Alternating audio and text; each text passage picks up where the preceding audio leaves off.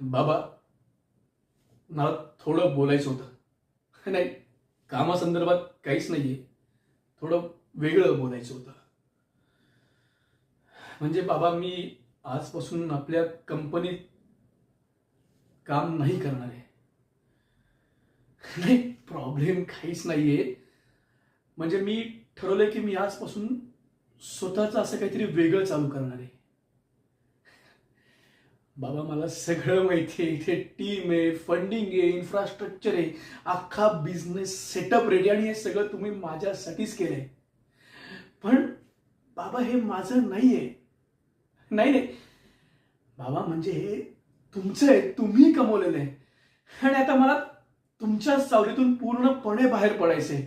मला स्वतःच असं काहीतरी चालू करायचंय.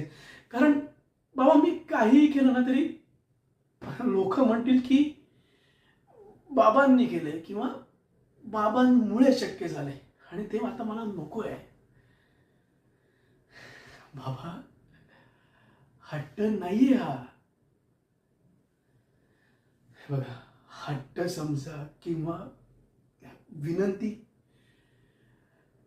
पण मला माझं असं अस्तित्व निर्माण करायचंय.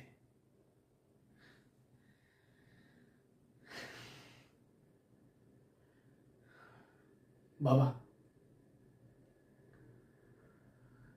मी तुमचं नाव, तुमचं घर आणि ही कंपनी, हे सगळं सोडायचं ठरवलंय. कारण बाबा, मला माझ्या नावावर माझी कामं मिळवायची आणि ती करायची. मला स्वतःचं अस्तित्व निर्माण करायचं, स्वतःची कंपनी चालू करायची. बाबा, मला माझं अस्तित्व, माझं नाव निर्माण करायचंय.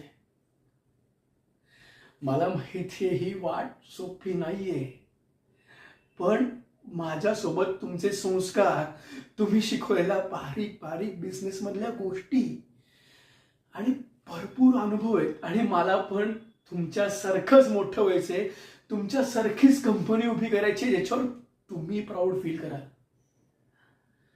पण त्यासाठी मला तुमचे आशीर्वाद हवेत. प्लीज, तुम्ही मला आशीर्वाद द्याल ना?